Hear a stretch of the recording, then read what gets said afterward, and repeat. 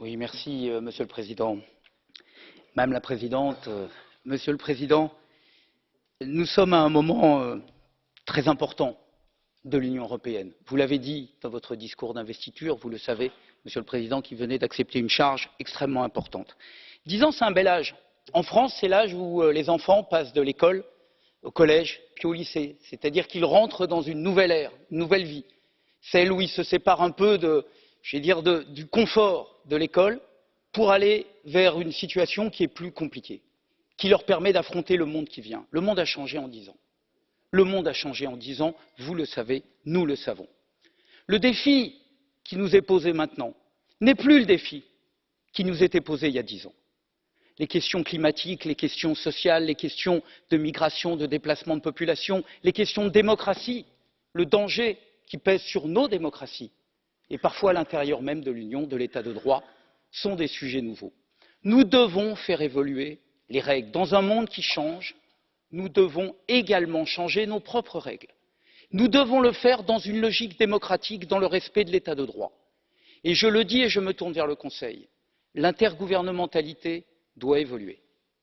Vous devez maintenant vous appuyer plus sur la représentation des citoyens qu'est le Parlement européen. Le traité de Lisbonne a permis cette première avancée. Il est absolument essentiel de continuer dans ce processus. Et le Conseil lui-même doit devenir plus transparent. Alors la Commission pourra s'appuyer sur 2 colégislateurs. Et oui, ça vient d'être expliqué. La conférence de l'Europe que vous avez portée dans votre discours, Madame la Présidente, est quelque chose d'essentiel, de nouveau. En 10 ans, les citoyens, la société civile sont entrés dans le débat public. Nous devons maintenant prendre en compte de manière extrêmement forte leurs attentes. Nous ne pourrons pas continuer une Union européenne contre ou sans les citoyens et la société civile. C'est la raison pour laquelle, pour cette conférence de l'Europe, nous ne devons pas nous contenter d'écouter les citoyens. Nous devons les associer à notre projet européen, faire qu'enfin, au XXIe siècle, il y ait une citoyenneté européenne qui se mette en place, qui ne soit pas la somme des 27 citoyennetés de chacun des États membres. Il y a quelque chose de supérieur. C'est l'intérêt général européen. Alors, Madame la Présidente, Monsieur le Président, je sais que le Parlement sera là pour vous aider à faire en sorte que les citoyennes et les citoyens entrent dans le débat public et la société civile aussi. Aidez-nous. Ne laissez pas passer cette chance, qui est peut-être l'une des dernières chances de l'Europe, de pouvoir se rapprocher de ses citoyens.